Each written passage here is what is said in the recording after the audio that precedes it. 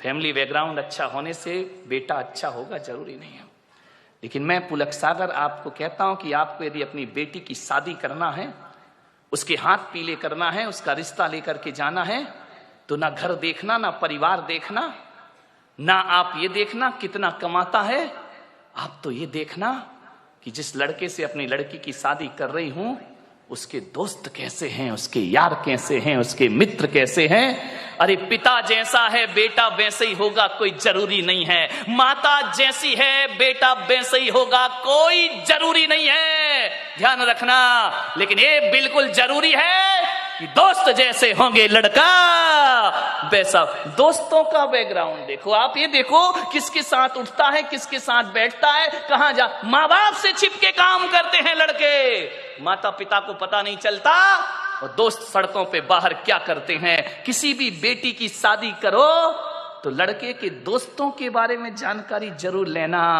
यदि लड़का अच्छा होगा तो अच्छे लोगों की संगति में उठता बैठता होगा, वो लड़का यदि खराब होगा तो गलत लोगों की संगति में उठता बैठता। आदमी जैसे माँ बाप होते हैं वैसा नहीं होता, जैसे दोस्त होते हैं आदमी वैसा हुआ करता है, ध्यान रखिए। मान्यवर एक सीख दी है मैंने आपको, इस पर कोई ध्यान नहीं देता है। आप बताइए ना, एक बेटा सही गलत किसकी वजह से होता है? बाप की वजह से, मां की वजह से नहीं मेरे भाई। एक शराबी बाप भी चाहता है कि मेरा बेटा शराब ना पिए, ध्यान रखना। एक जुआड़ी भी चाहता है कि मेरा बेटा जुआ ना खेले, और एक बेश्या भी चाहती है कि मेरी औलाद इस गंदगी में जीवन ना बिताए, ध्यान रखना। एक चोर ने भी ये सपना नहीं देखा होगा कि मेरा बेटा चोर बने। कोई माँ बाप औलाद को चोर नहीं बनाते हैं, कोई माता पिता औलाद को झूठ बोलना नहीं सिखाते हैं, कोई माता पिता शराब पीना नहीं सिखाते हैं, कोई माता पिता सिगरेट पीना नहीं सिखाते हैं। सिगरेट पीने वाला बाप भी चाहता है कि मेरा बेटा सिगरेट ना पिए, ध्यान रखना। मान्यवर मालूम है सिगरेट पीना कौन सिखाता है? दोस्त सिखाते हैं। सबसे पहले शराब पीना रिश्तेदार या माँ बाप ने नहीं सिखाया, शराबी बाप भी नहीं सिखाता है कि बेटा तू पी ले, ध्यान रखना। लेकिन सबसे पहले शराब पीना कोई सिखाता है तो दोस्त सिखाया करते हैं।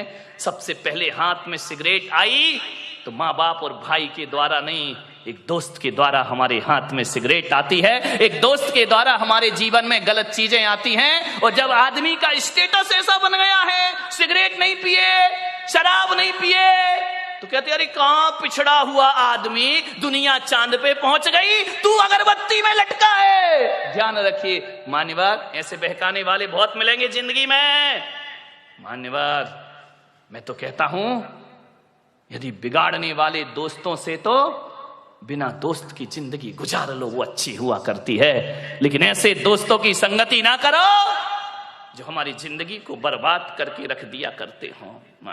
आप सोचिए जीवन में संगति का बहुत असर पड़ता है।